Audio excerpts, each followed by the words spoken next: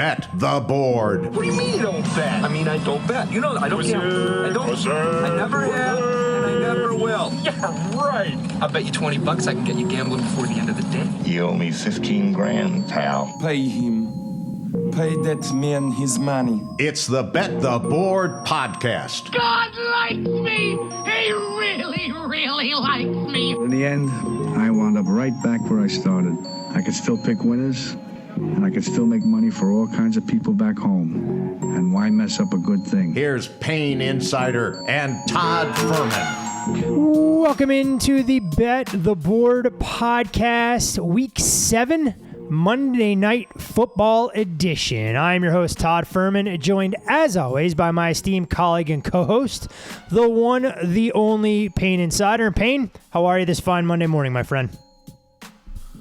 Not too bad, sir. Not too bad. How goes it your way? No complaints. Finally saw some things that we expected through the Week 7 schedule. These teams are starting to take form, and I at least hope that a little bit of the wonkiness is now out of the equation when we get this many data points with teams. But I'll tell you one thing, Payne. There are a lot of teams trending up, and there are a couple of teams that look like absolute dumpster fires as we inch towards the trade deadline. So it'll be interesting to see what they can do. More about those sides when we get there, but I think the most logical place to start would obviously be with the game that we saw last night in Sunday Night Football. Philadelphia bounces back, plays with a chip on their shoulder, beats the Miami Dolphins 31-17.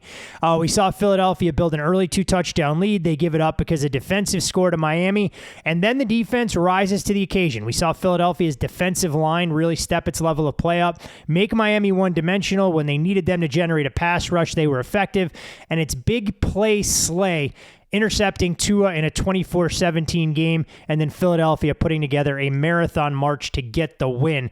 What did you see last night from two teams who obviously have aspirations of winning their respective conferences? Man, it's a good question. I think we broke the game down pretty well, and it played out exactly as such. If Miami can't run the ball, which they couldn't in the first half, Mike McDaniel made a couple changes at halftime, and Mostert got going a little bit in the third quarter. But if you can battle in the ground game and you can get pressure on Tua, the Dolphins' offense looks a little bit different. Tyreek got his, went ham. But I think the injuries played a significant role last night for Miami. And listen, we were, the whole debate early or late that I asked you about. The late was, for the two-step thinkers, was the Eagles. And I feel, I wouldn't say fortunate, but it certainly helps when Connor Williams doesn't end up playing at center for Miami. We obviously know Teron Armstead on IR at left tackle. And then Isaiah Wynn, the starting left guard, goes down, I think, the second or third series. And so now Miami's operating without its starting center, left guard, and left tackle. Waddle battling a back injury throughout the course of the game. And so it just becomes Tyreek Hill at that point because the ground game isn't firing with Mostert early. I mean, when you look at that game, too, I know a lot of people come out of it going, oh, look, Miami's played two good teams. I lost 48-20 to Buffalo and lose 31-17 to Philly. The injuries you just highlighted there were only on the offensive side. So for those people that want to start shoveling dirt on Miami's grave when they play that game without Xavier Howard, Jalen Ramsey trending up as well, Javon Holland and David Long collide in the middle of the field. Long isn't able to finish the game. I came away, quite honestly, thinking more of Miami in that spot than I did coming into the game because I thought Philadelphia could dominate them on both lines of scrimmage, win that game going away. But you look at the landscape of the AFC, and Miami ain't going away anytime soon. Completely agree. What I felt was a decent performance from Miami's front seven yesterday. We expected the ground game to get fired up, and Vic Fangio came out and was showing some looks pre-snap that said, hey, let's hand this ball off to Swift and Gainwell. And post-snap, it was something completely different with linebackers and safeties firing downhill. And I didn't really think the Eagles' ground game was overly impressive. You'd kind of wipe out that explosive run late from Swift, which sealed the game and allowed you to go to victory formation. thought the Dolphins front held up pretty well. And suddenly, Jalen Phillips has been back the last couple weeks. Van Ginkel is playing out of his mind, and Chubb is having a great season. And then you have Watson and Seiler in the middle. All of a sudden you get Xavier Howard and Ramsey in the back, and you can do some things with the Javon Holland and move him around like a queen on a chessboard. So I think we've kind of intimated at this one day, or one Saturday or Sunday or Monday or Thursday, whenever the Dolphins are playing, like, you're just going to flip it on and be like, ooh, Vic Fangio got the defense figured out, because there is so much talent that it doesn't really make sense when you think about the defensive mind that Vic Fangio is, one of the best ever, the chess pieces that the Dolphins have defensively, for this to be a bottom 10 unit. It's a very complex defense. It's a defense that has been completely different than what these players had been in before, with Brian Flores is like, man, high pressure system. It's virtually the opposite. And so I think there's going to be a time where we just wake up and be like, oh, the defense is there. Yeah, I mean, look, this is a Dolphins team that people always look at strength of schedule when they step up in class and you have questions about the resume. These are the kind of experiences that are great growing pains. And I'll tell you one thing, Payne, if there's a game overseas that everyone should be looking forward to, it's Sunday, November 5th in Frankfurt, Germany, where the Chiefs and Dolphins will do battle.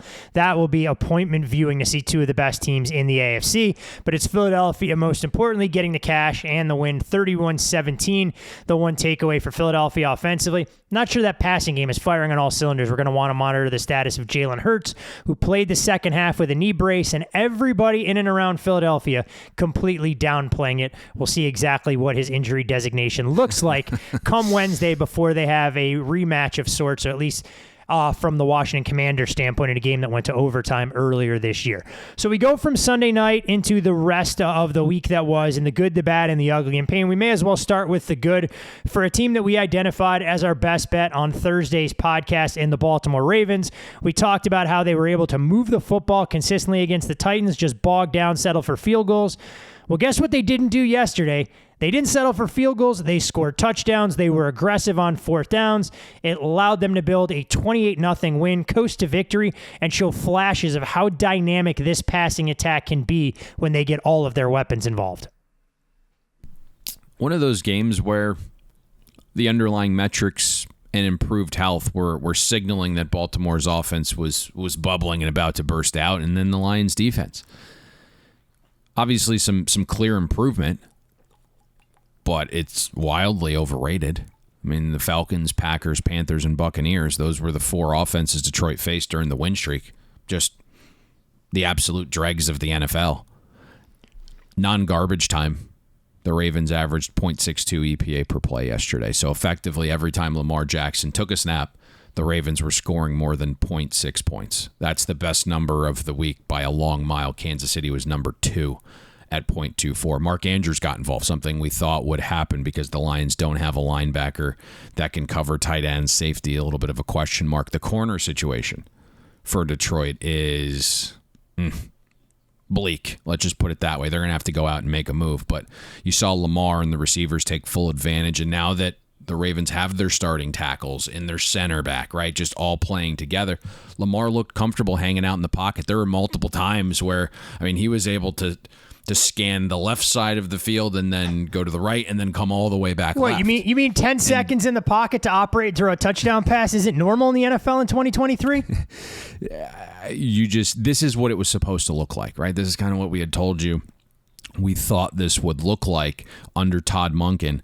Spread teams out, let Lamar throw, and when it's not there, suddenly you can sprinkle in those Lamar impromptu runs into lighter boxes, which become very efficient. And listen, like, I'm not sure the Ravens have a true number one, but the combination of Andrews and Flowers and OBJ and Bateman, that's a pretty damn nice foursome. And then we had talked a little bit earlier about that relationship between Lamar and Aguilar. So you sprinkle him in as your fifth. And then you got the ground game rolling too. 80% rushing success rate in non-garbage time for the Ravens. So if this Baltimore offense stays healthy, look out. It was stock arrow up, and it was just, I believe, I used the word bubbling, but I used it on Thursday as well. It's just kind of been waiting to burst out. And we got it in London. But, again, 1 for 6 in the red zone, as you referenced. Finally, everything came together here, and offensive explosion for I was Baltimore. just hoping they were able to roll out the oxygen tank when old Gus Bus gets going on an 80-yard reception there. It looked like he was sucking wind trying to take that ball for 6, but there is no doubt that was the signature offensive performance, at least through 7 weeks from the Todd Monken-led offense. I'll flip it to you in terms of what stood out to you in a positive manner. I think you mentioned the Chiefs, right? That was something that I think we're a big proponent of coming into the season.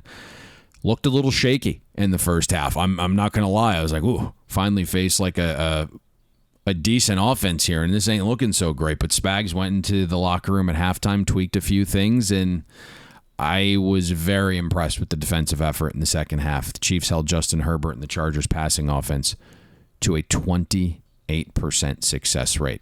Charles Omenihu, everyone's like, who the hell is this guy? You've been talking about him like 9 times throughout the course of the season. He's not played a snap yet. You know who he is now. Yep. What a menace. 24% pressure rate when he was on the field, just alone. And now, obviously, the green dot, Nick Bolton, who was returning from injury, suffered a dislocated wrist. The positive is, sounds like it's not season-ending. That's a position where there is some depth. Very first play, Willie Gay bats down that ball on 3rd down. Drew Tranquil stepped up in Bolton's absence as well. That was a nice kind of under-the-radar signing. We'll see what he is. Obviously, against his former team, a little more energy and effort in a situation like that, but I think he'll be fine there. And then, you have some younger guys like a Chanel sprinkled in there. I'm interested to see what this looks like moving forward, because typically Spags defenses get better as the season goes on. We know all the young talent in the secondary probably continues to get a little bit better, but the starting point this year for that Chiefs defense, far better than any Spags has had during his tenure in Kansas City. So I'm interested to see what this looks like in 3 weeks from now, 4 weeks from now, 6 weeks from now, because if this was the starting point, very, very interesting. I mean, look, this defense, you can make the case, has been better and more consistent than what the Chiefs have shown offensively. And for anybody else that's a fan of a team in the AFC, it should be a legitimate cause for concern, because we know that Patrick Mahomes, Travis Kelce, a retooled offensive line is going to figure things out. Those young receivers who have shown inconsistency are going to get better. And if they have a stop unit to go along with it, the road to the AFC Championship and the Lombardi Trophy again this year will run through Arrowhead. Payne, I want to give credit to the Atlanta Falcons, not because what they did was overwhelming in any capacity in a 16-13 win against the Tampa Bay Buccaneers, but they were able to overcome a slew, and I mean a slew of self-inflicted wounds to win a football game against a divisional opponent where nobody really believed in them. I mean, we saw that game close 3, and the public ran over men, women, and children to try and bet the Bucs in that spot. Desmond Ridder looked better throwing the football. He's getting his playmakers involved. A big pass play to Kyle Pitts. We see the relationship starting to brew with Drake London, But, I mean, this is still a team that can clean up an awful lot. They turned the ball over twice at the goal line, 3 times inside the 20. But there has to be a reason to believe that they have emerged as the team to beat, like we thought they could be, in the landscape of the NFC South, knowing how favorable their schedule looks going forward. That's what this was about. Schedule.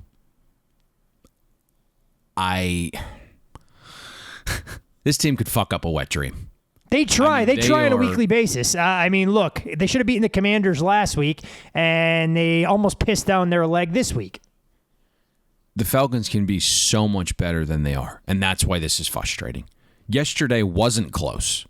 Pure domination. I mean, you look at the numbers. Atlanta was a net positive 10% in success rate, a net positive 18% in rushing success rate.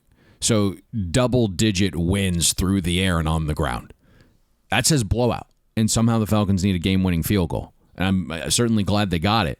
But just pure stupidity all the way around.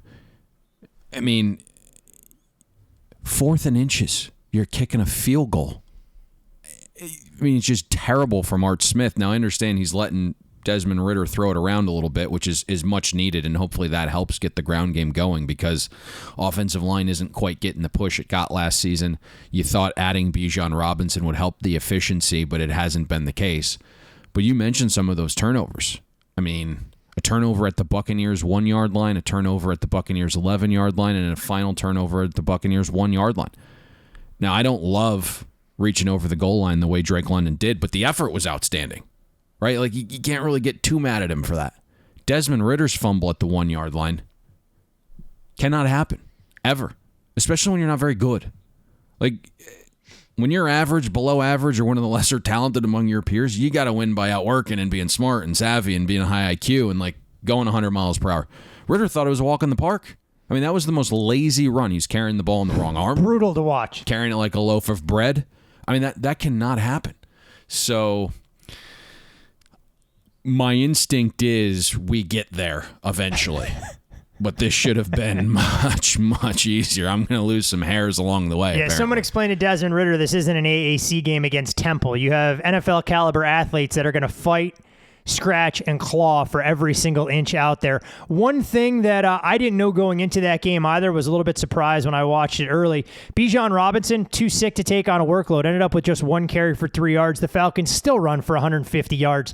And while people clamor for explosion and big play potential, it's also part of the reason that you worry about drafting a running back as highly as they did, because Cordarrelle Patterson and Tyler Algier filled in quite admirably in his absence.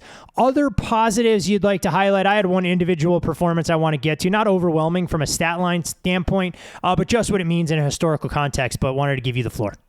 Yeah, go for it. So we talk poorly, obviously, quite frequently about the Bears and how poorly coached this team is. There's not a reason for optimism, because I don't believe he's the quarterback of the future by any stretch of the imagination with a pop gun arm.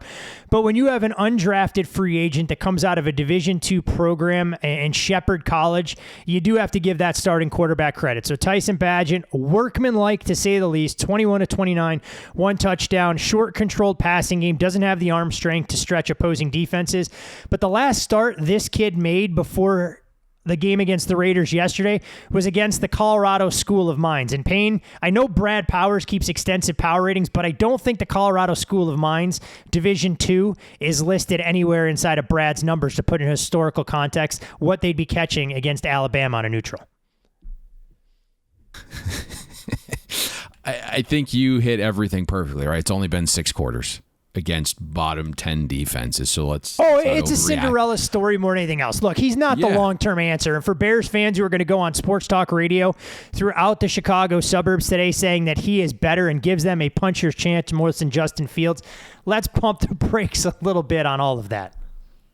Yeah, he's got game, though, right? I mean, you mentioned he crushed at the D2 level, holds all kinds of NCAA passing records. He looks confident in the pocket, right? And there's a reason the Bears cut P.J. Walker and made Tyson their number 2 heading into the season. I thought he got the ball out on time. He knew the Raiders like to play off coverage, so he got his guys the ball, allowed them to operate after the catch. The Bears had a complimentary ground game, right? That's always going to help a young quarterback, and I thought that was very impressive to see the offensive line start to get a little bit of push. I understand it's the Raiders' defense, but you're able to get push. Devonta Fuhrman had a fantastic game in all things. I don't know what's going to fully transpire tonight, but as it looks right now, I mean, the Bears are going to finish the week top 5 in both rushing success rate and EPA per rush. That, to me, was an all-around team win for the Bears. Defensively, showed up as well. So kudos to the Bears there. That was very sharp money on game day came in. We saw the threes wiped out a little bit earlier in the week. That was mostly predicated on the announcement of Jimmy G being down. We went from 3 to 2.5 on that announcement, but game day money taking it down from 2.5 to 2 and even 1 in some spots. So that was a box to wire win for the Bears. Any other positives you want to hit on before we get to the other side of the coin? I wasn't going to, but I think it's probably worth mention just now that I think about the spot and the situation.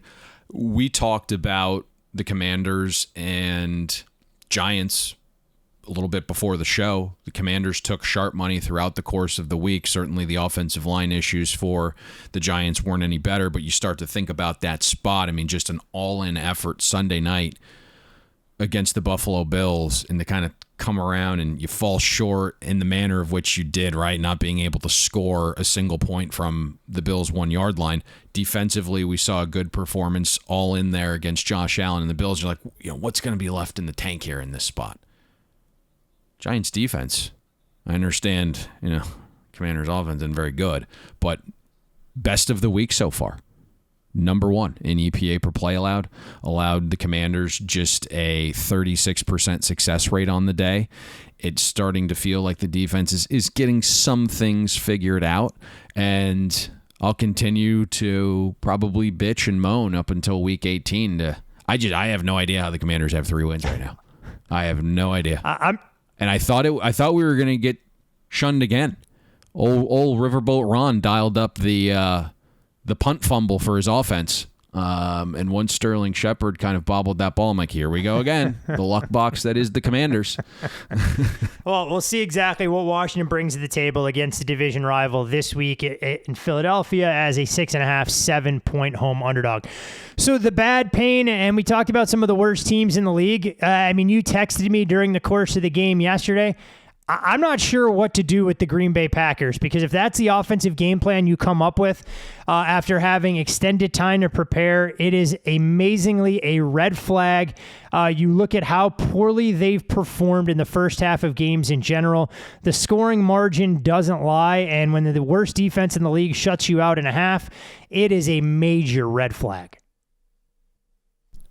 Much to our chagrin, right? We're getting all this information about how it was going to look different, and they were going to go a little bit of tempo. And I'll just be candid: we bet the first half over in the Packers game yesterday, and nothing that was ever discussed during the course of the week. None of the changes that were going to be implemented. Aaron Jones coming back, Christian Watson finally healthy.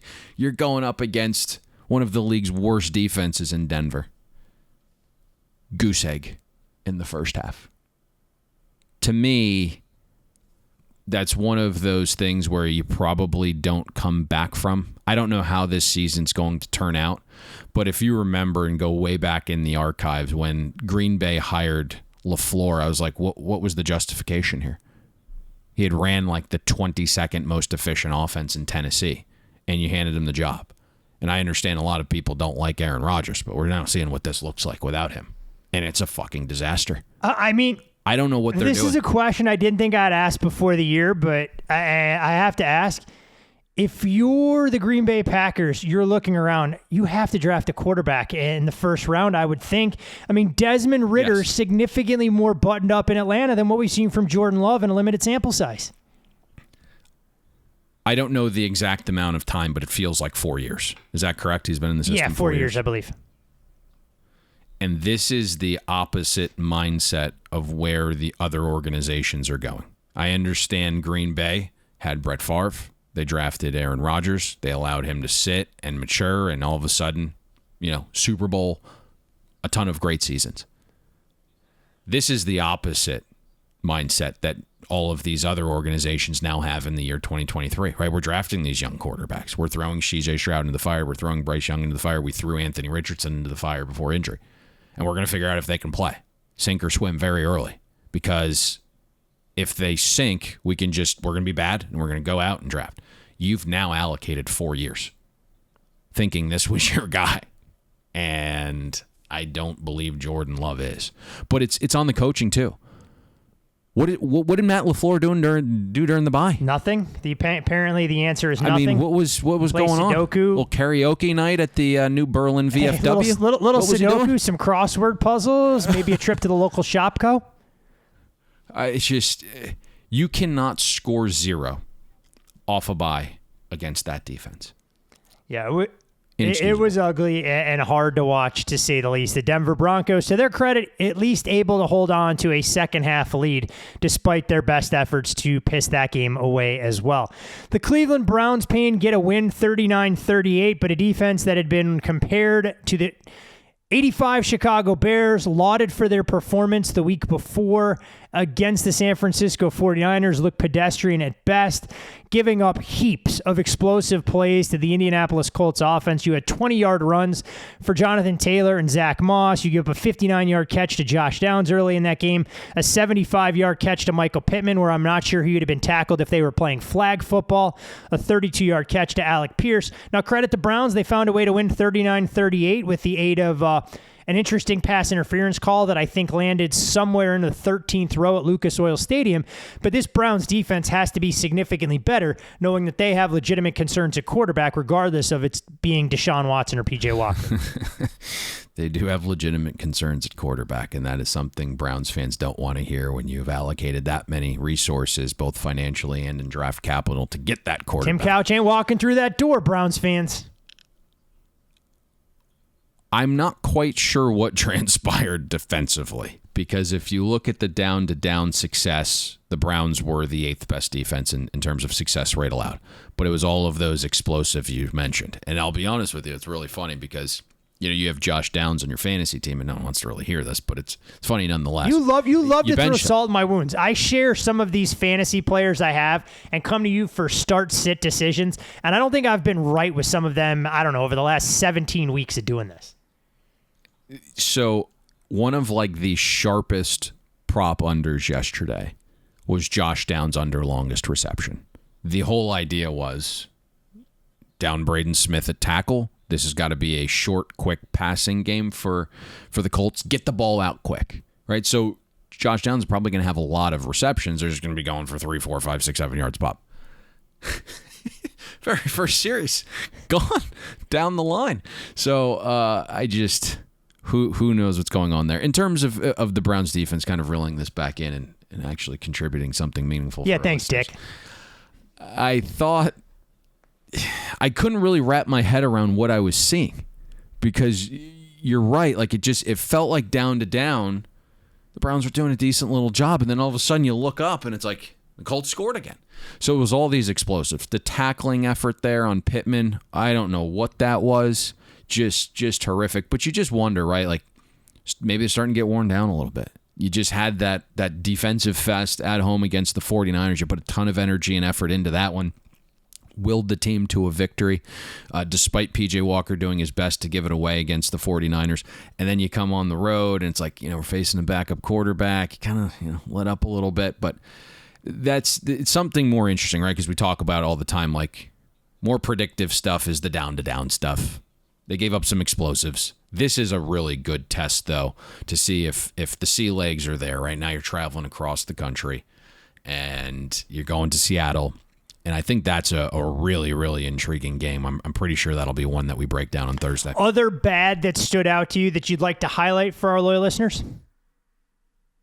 Well, we kind of credited the Chiefs for their defensive effort and at the same time crapped on the Chargers offense. So I'm not sure we need to relive that unless you want to throw more venom on the Chargers. Nah, it's not really worth it. I mean, look, I don't need to pick on the weakest of the bunch and snag that low-hanging fruit for what has been lackluster fourth quarter performances from the Chargers offensively. Point the finger at Brandon Staley, point the finger at Justin Herbert.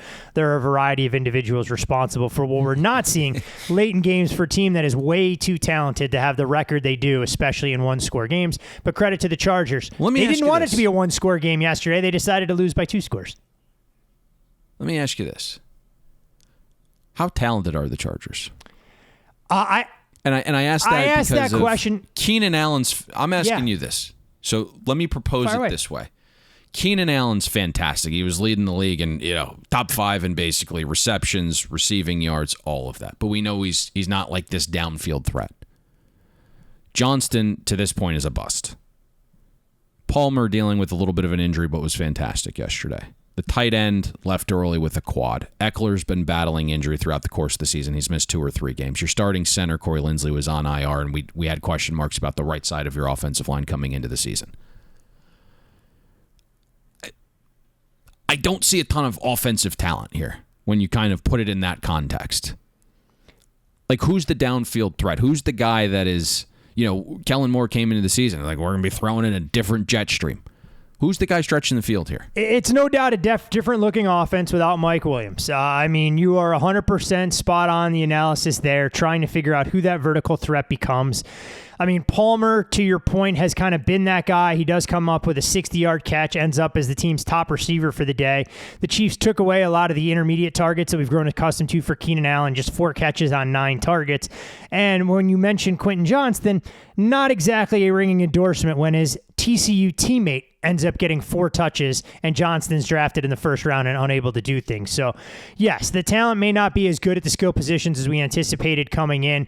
Somewhere along the way, though, if you're going to be a top-tier offense, you have to find a way to scheme around it. They weren't able to do so in the second half, put up a goose egg, and it's the second time in 3 games that they've done so. So, clearly, this is a Chargers team who's got to figure things out. Maybe the Bears are the cure-all that we'll see on Sunday night, but as it stands right now, the Chargers are the exact opposite of a team capable of making a playoff run.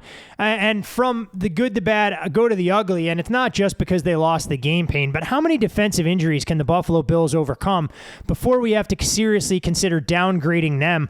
Mac Jones looked like he had been completely inept in previous weeks to get this team going offensively, but the Patriots were able to show a balanced attack. They got Buffalo playing from behind, and Josh Allen didn't even look the part, knowing that he's dealing with an upper body injury in his own right. But I don't want to sound an alarm prematurely, knowing that a couple of those defensive contributors will be back for the Bills. But this is a group right now, as far as a stop unit, that looks to be a shell of itself. All across the board.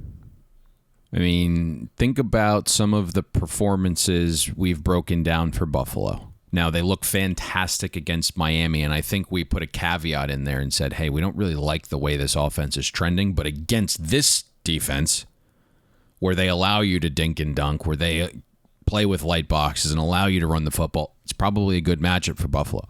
But you're starting to see certain weeks where McDermott's effectively put a governor on his own offense now that he's the defensive guy, because he's got to make his defense look better. And we thought that could be an issue coming into the season. Josh Allen, not 100% healthy, wasn't running as much as we usually see so far this year. They wanted to tone that back. It was something they said in the offseason coming in.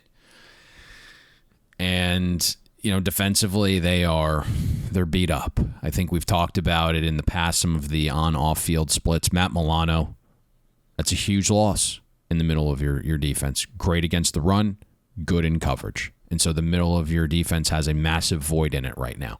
The safeties, I like Micah. I like Poyer. What are they, 33 years old? Yeah, they ain't exactly spring chickens. The cornerback situation is very bleak. You got to go get help there, I would think. So, the front was getting a ton of pressure to start the year. It's awesome to see A.J. Epinesa come around. There's a guy who hasn't been able to get to the quarterback the first couple years in the league. So is this now the new him, or was it just like a small sample size resort? You got to get Daquan Jones back. He is the horse. Ed Oliver, got to get him back. So they were missing just a ton of guys yesterday, but I think yesterday is the perfect example of what we do. And, you don't want to talk about teaching all the time because that can get annoying for listeners. But, we were on the right side of the Patriots game a week ago. It just didn't fall our way late with the sack. And in the incessant amount of DMs like, Mac Jones is the worst quarterback ever. He sucks. The Patriots suck. Yesterday is a perfect example, and I won't claim that I thought the Patriots were going to win outright. But the point spread is the evening stick, right? We all know Buffalo's better than New England, even though they lost. If you lined them up right now again and played, probably a different story. But the point spread is what makes these teams theoretically even. And you saw all week just buys on the Patriots, even after they had lost against the Raiders, right? And so everyone's mindset as a recreational bet is like, I can never bet the Patriots again. Mac Jones is terrible. Bill Belichick's lost it. And all week the market's telling you, hey, 10, 9.5. The game closed basically soft 7.5. It calls like 7.2. So there's some serious big boy money on the New England Patriots, and might not necessarily been a buy on them, but a sell on Buffalo. And I thought Mac Jones, probably relative to opponent, had his best performance of the season. The Patriots finished the week third in EPA per play. Mac Jones went out there, 56% passing success rate. So tip your cap to the Patriots. Tried to give it away late, though. That was for sure. They did their best to try and give Buffalo an opportunity to win that football game. I think Mac just wanted to make it a little bit more dramatic, marching them down the field for a game-winning score to come away with a 29-25 victory. So the Patriots get back in the win column. I believe that's win number 300 for Bill Belichick. And the Bills, on a short week, will play host to a suddenly slumping Tampa Bay Buccaneers team, a side whose demise, predicted a few weeks previously. Ask me how many times I bet against Tampa over each of the last 2 weeks, and that answer is a robust 0. You can follow Payne on social media at Payne Insider. I'm Todd Fuhrman. You can follow me there. Most importantly, for all things Bet the Board, follow the podcast at Bet the Board Pod. And Payne, normally on Mondays we go into look-ahead lines. There weren't a ton of adjustments, but the Patriots provide the perfect segue into a number that has been modified in the betting market, to say the least, albeit not through massive keys, but a secondary number of sorts. Miami looked to be a 12.5-point favorite if you bet this game last week against New England. The Dolphins lose by 2 touchdowns. The Patriots pull off the upset as more than a touchdown underdog. And we see the market reopen with New England, a 9.5 to 10-point pup for a revenge trip down to South Florida to take on the Miami Dolphins. Yeah, I hate to cheapen this, but it comes down to the injury report. Right? Is Connor Williams back for the Dolphins? What's the status of Jalen Waddle? We saw New England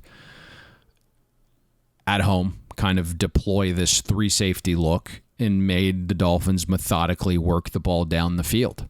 And so they at least had the right blueprint. Now, can you come up with a second one? Because Mike McDaniels is savvy enough to figure that out and figure out some counters to that.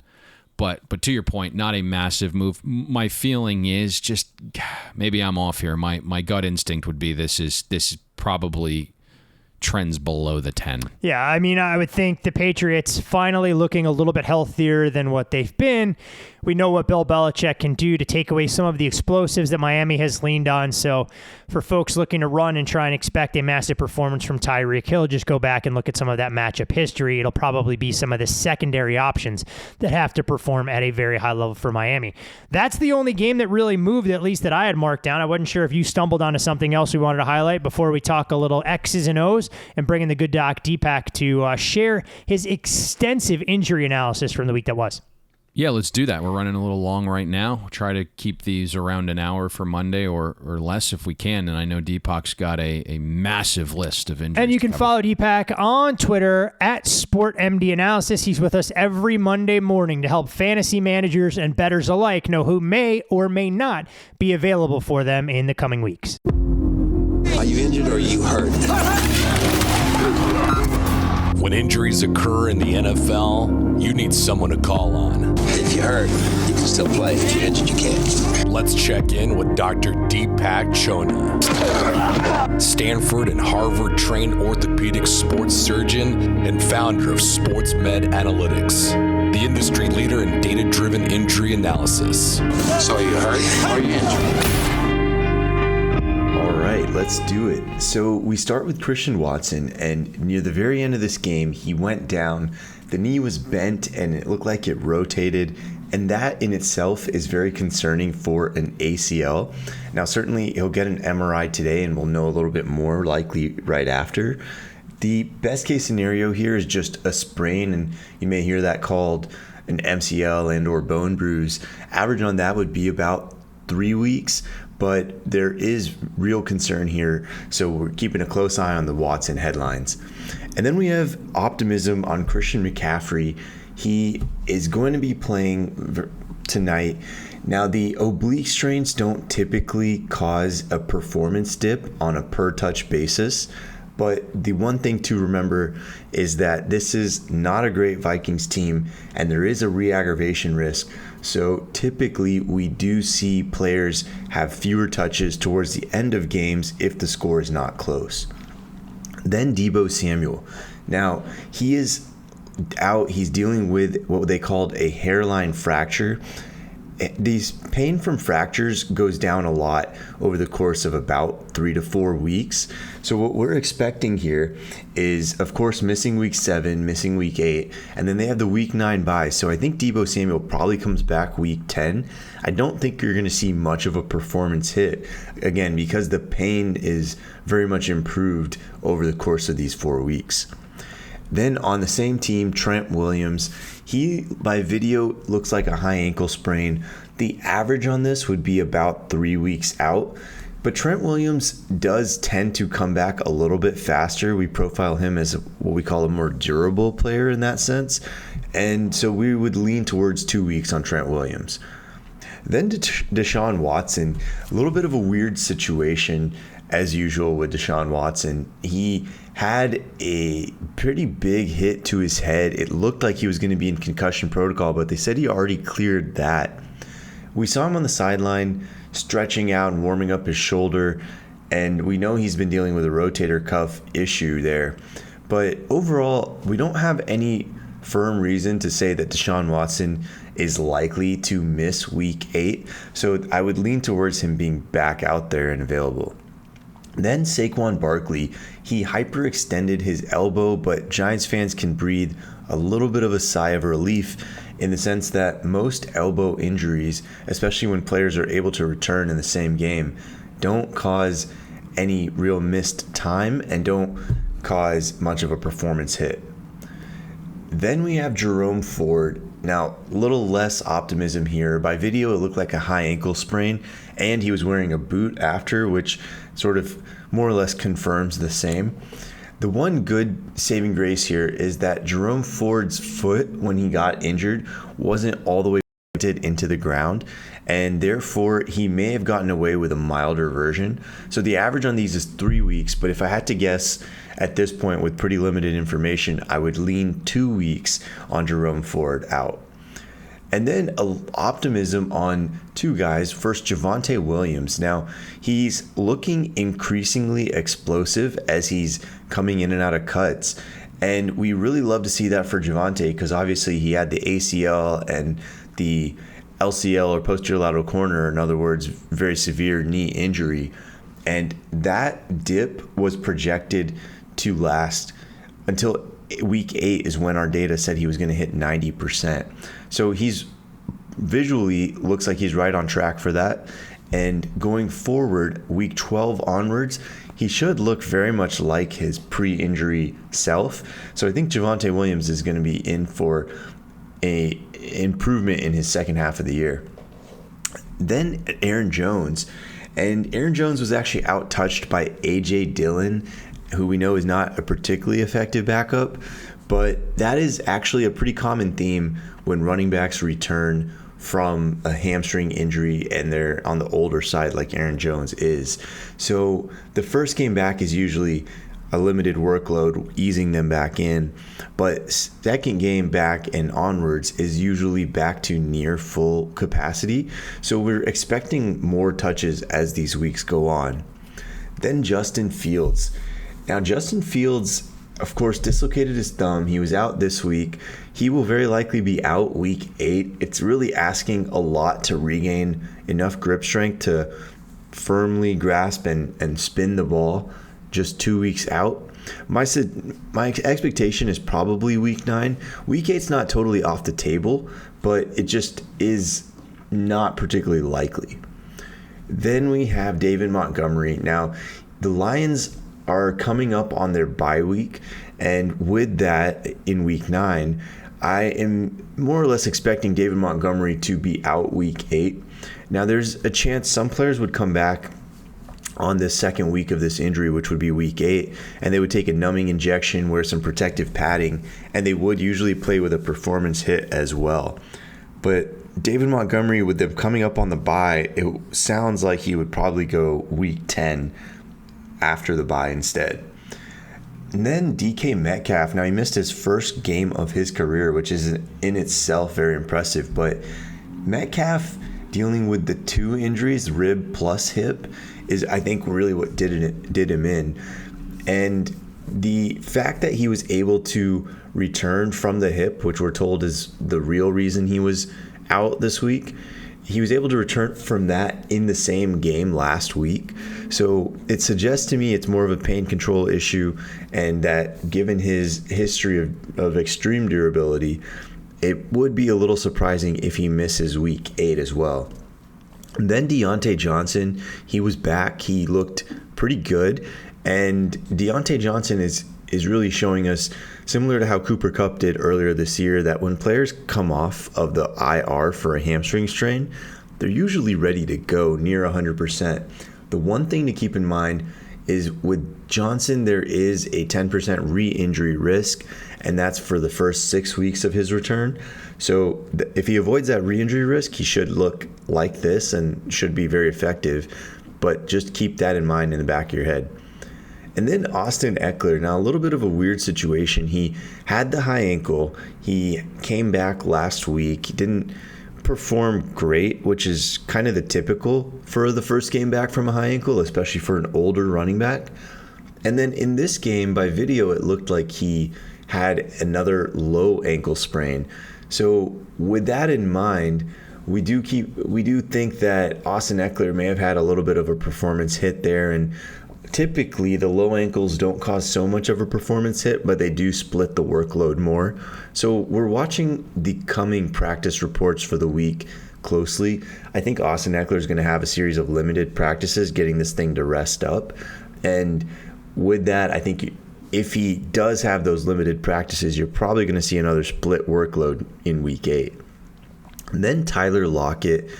For Lockett played, he didn't have an injury designation, but keep in mind that he was playing with a hamstring strain that he was limited for at multiple points this week.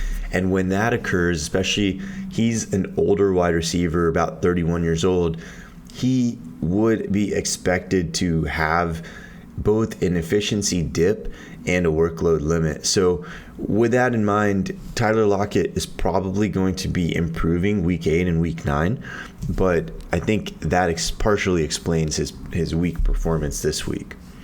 Then Daniel Jones. This one's a little bit odd. He practiced in a limited fashion all week. He looked really good by video throwing the ball in practice footage, but he wasn't yet cleared for contact, and obviously that's key. And with this neck injury and the fact that he has a prior neck surgical history, that all together suggests that Daniel Jones, not quite there yet. My guess would be week 8, week 9, but it's hard to know for sure given that he's not yet cleared for contact.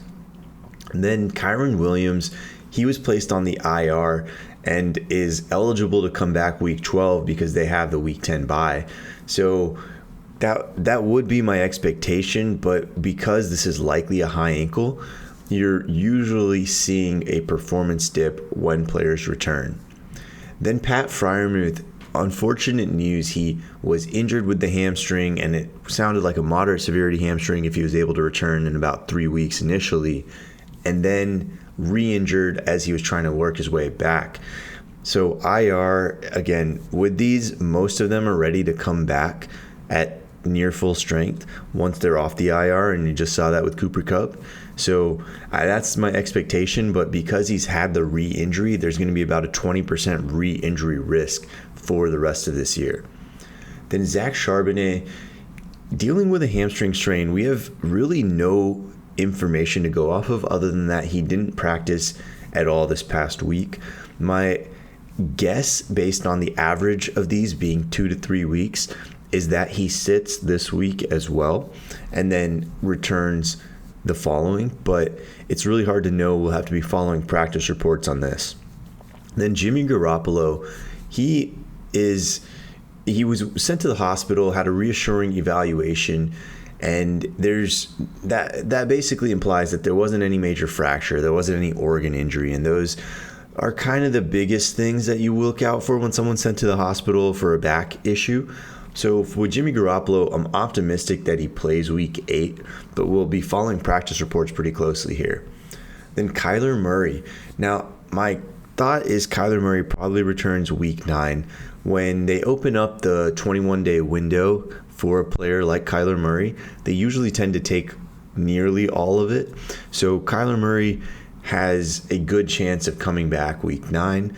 I think week 8 is probably pushing it, which a bad team with a young franchise quarterback is not likely to do. You add in for his performance that quarterbacks don't typically see much of a passing hit when they come back from an ACL. And that gives us some optimism, but they do see a pretty big dip in their rushing. And at least for the fantasy football perspective, that's probably why you're most interested in Kyler Murray at this point. So it would be a little hard for me to really have a lot of faith in Kyler Murray straight out of the gates. And then a couple of Bears running backs, Khalil Herbert, he is, of course, on the IR, so expect to see him back after that window. It opens back up, but with a performance hit because it's a high ankle. And then Rashawn Johnson, it's a little bit hard to predict concussions as they go longer. There's more variation because there's very few of them that really go past 2 weeks. So Rashawn Johnson, the data would slightly favor him coming back week 8, but as I mentioned, there's a high variance here, so it's hard. We'll just have to follow the reporting on it. Then Justin Jefferson and Devon Achane both have reason for optimism. They're both on the IR, but the average on Jefferson's hamstring is a 2 to 3 week injury, so the IR is a bit of an outlier, probably a conservative measure. And similarly, the average on Achane is about 3 weeks for a knee sprain, MCL sprain, and both of these are likely young players being conservative. And because they're young, their re-injury risk is a little bit lower than the older players. So with Jefferson, that would be about 10% for the first 6 weeks of his return, and Achane about 10% for the rest of the season. So we do expect both to be off the IR and at full strength when they're eligible. Then Anthony Richardson, he is having surgery, so of course his season is over. We don't have a ton of data directly in the NFL on this, but throwing athletes return at a very high level.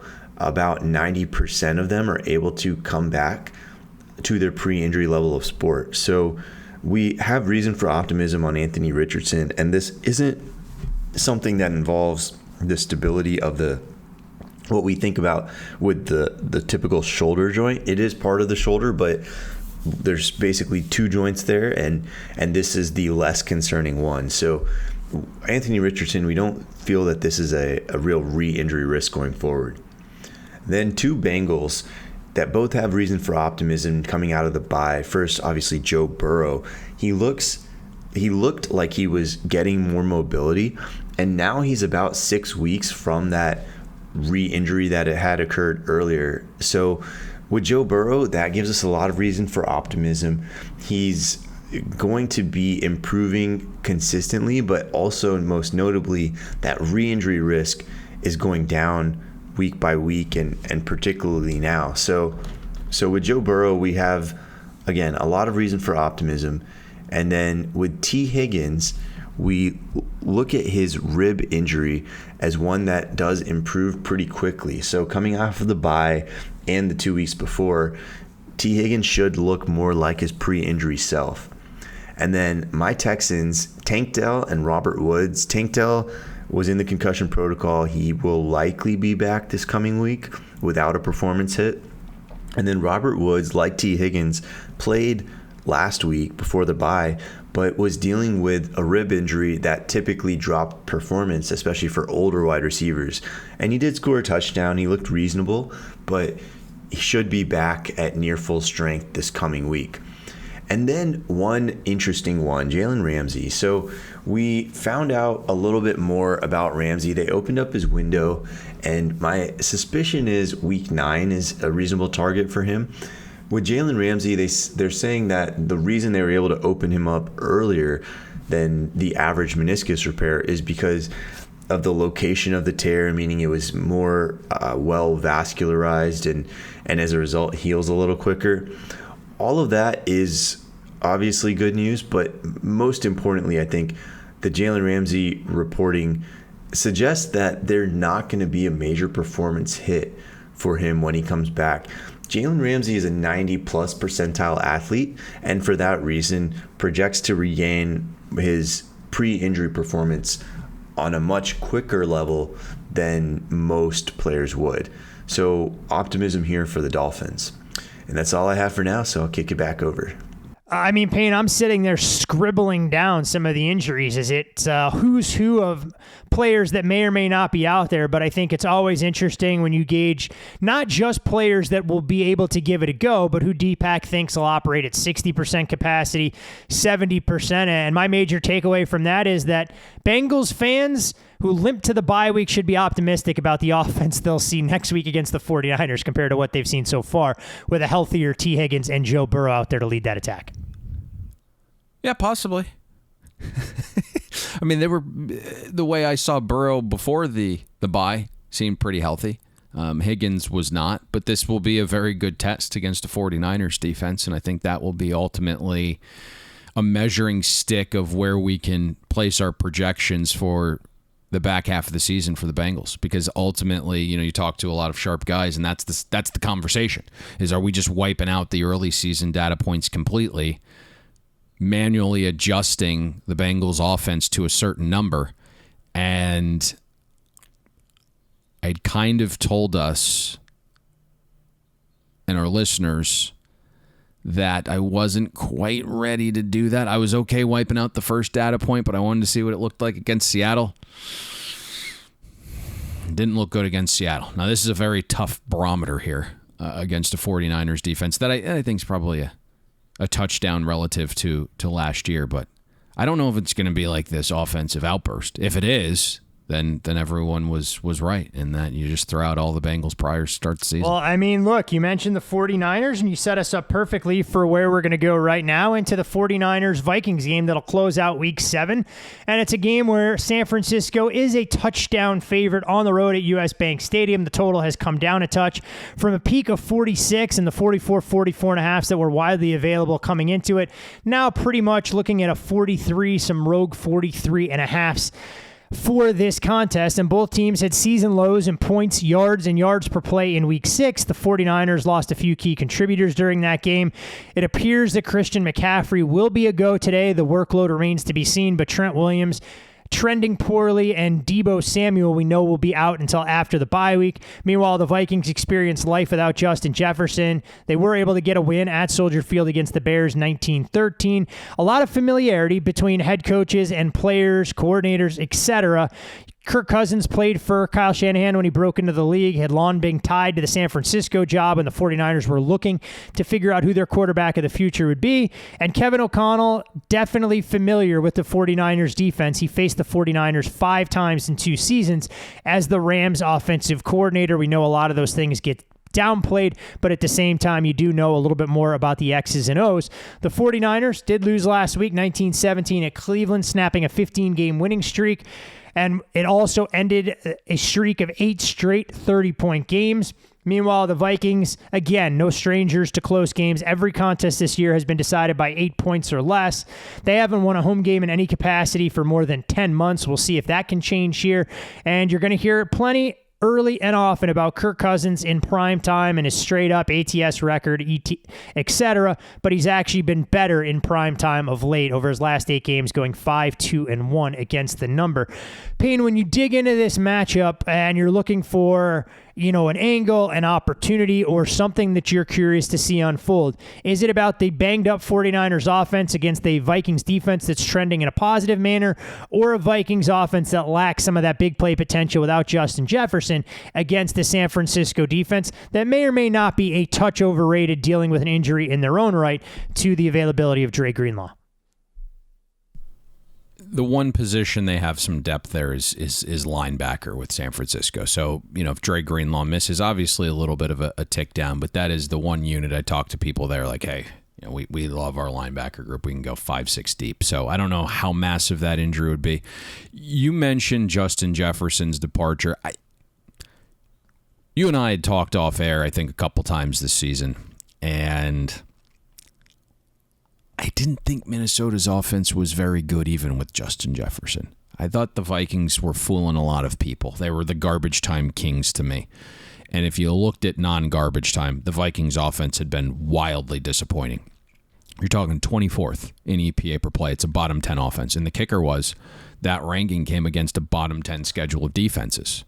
And now, even if we think the 49ers defense is down slightly relative to last year, this is still a massive step up in class. Now, I understand 49ers defense has not played a soul.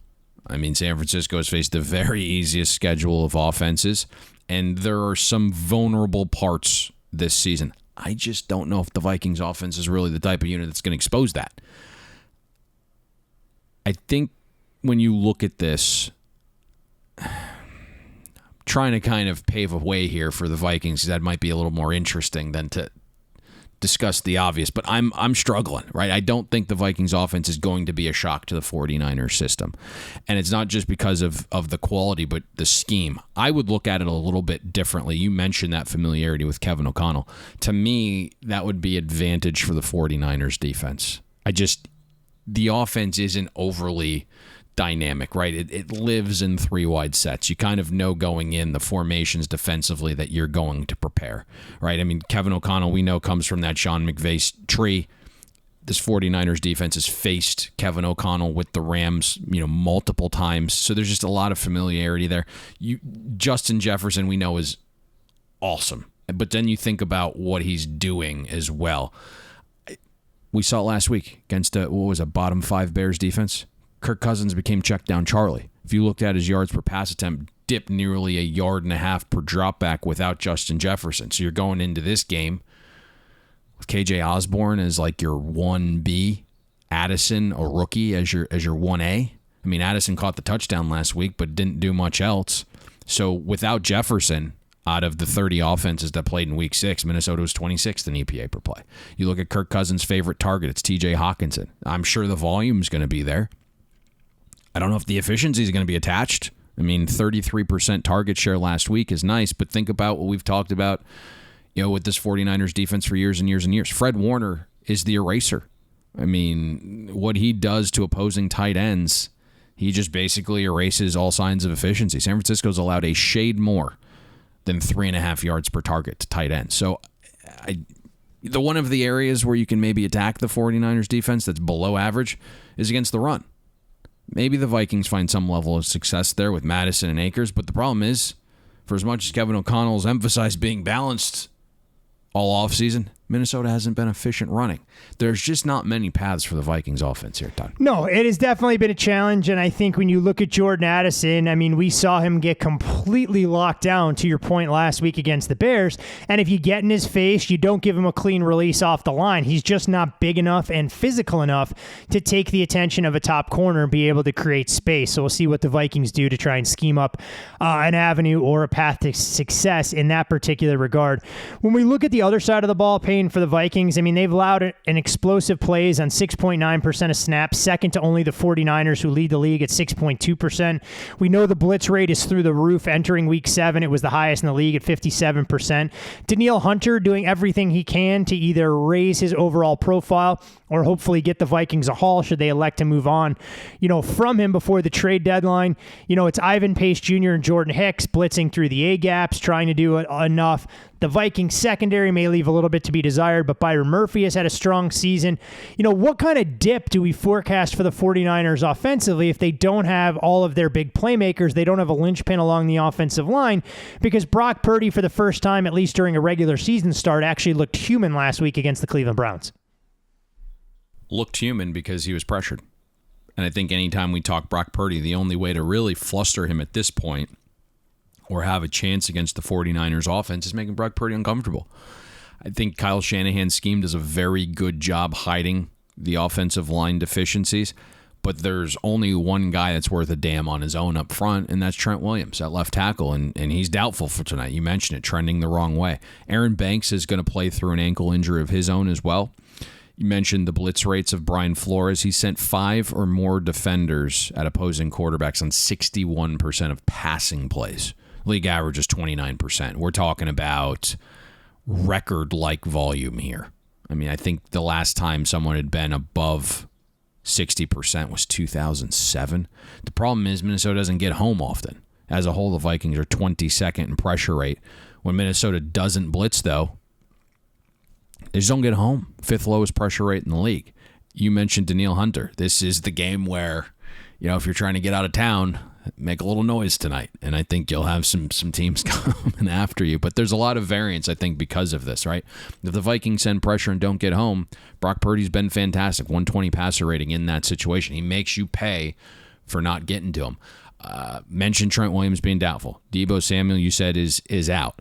That's a larger loss in a game like this because of the high rates of zone that Minnesota plays. Now, the zone rates for Flores have dipped a little bit in the last few weeks, but you also think about corner Caleb Evans.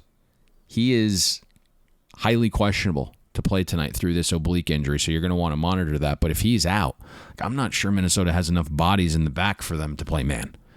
CMC got the light practice in Saturday, expected to go Puri and Rappaport. What's that workload look like? Mason's been pretty nice as a fill-in, a little bit different style back. The interesting part here is Purdy's kind of seen a Brian Flores defense. It was actually his first game of his career coming in for Jimmy G in mop-up duty. Now, Brian Flores wasn't present, but if you remember, Josh Boyer was. And Josh Boyer was Brian Flores' defensive coordinator in 2021. Mike McDaniel kept Josh Boyer in 2022 because he wanted the Dolphins defense to have continuity. So Purdy's basically seen a Flores defense before. I just kind of get the feeling this is a workman-like effort for the 49ers offense. Like, CMC goes. The workload probably isn't going to be all the way there. Mason, again, is filled in nicely, but doesn't really have that explosive threat, I don't think. Typically, when Deebo is out, Kittle becomes the number 2 if you look at the type of target rates. But the Vikings have been solid against tight ends, and you're just kind of rolling the dice, hoping that Minnesota can't get pressure. If Minnesota can't get pressure, then Kittle's more involved in the pass game, and I think the 49ers have the ability to score some here. But the variance is wild on Kittle. Like, when he's part of the passing game, he's dominant.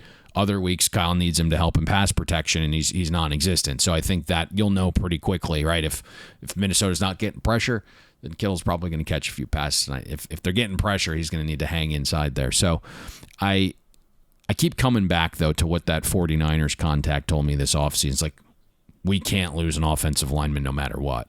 And now it looks like the number 1 is being lost tonight, and that kind of just hikes up the variance on this side of the ball. You can see why, just based upon this breakdown, as you dive a little bit deeper, that we probably don't think the Vikings have a ton of offensive success. There's some variance with the 49ers offense. And it's kind of intertwined, because if the 49ers are having success offensively and you got to kind of take Minnesota out of their shell, this is kind of, in general, a low total for an indoor game at 43.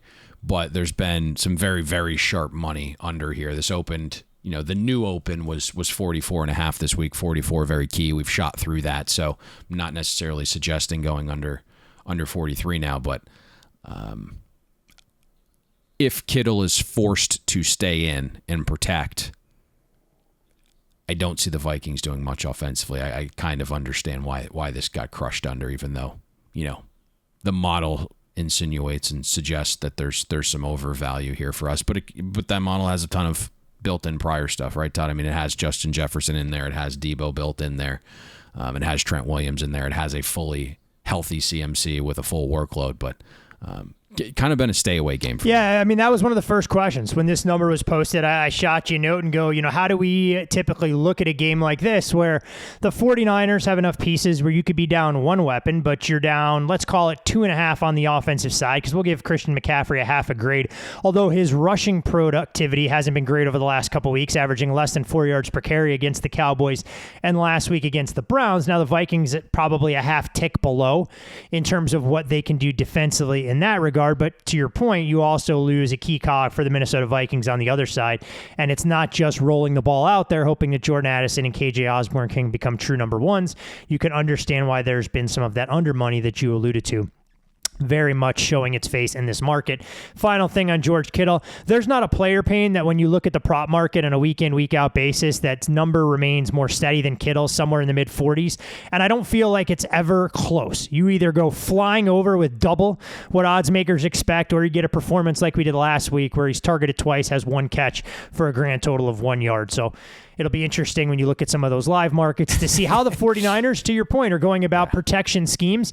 And that's a luxury you have for lower limits, that if Kittle is staying in, forced to be an extra body to help keep Purdy upright, you may have a chance to go under after just the first series.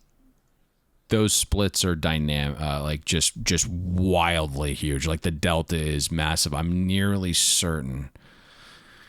So they've played 6 games so far. I believe in 3 of the games, Kittle has been outside the top 40 in tight end scoring. And the other 3 games, he's been top 5, I want to say. I mean, it's incredible. Just that the range is wide. It's incredible. And obviously, for those folks out there that use daily fantasy, he's the kind of guy that you can get a bargain basement price on sometimes. But if you're looking at season-long fantasy, it can be one of the most maddening situations there is when you look at some of his distributions.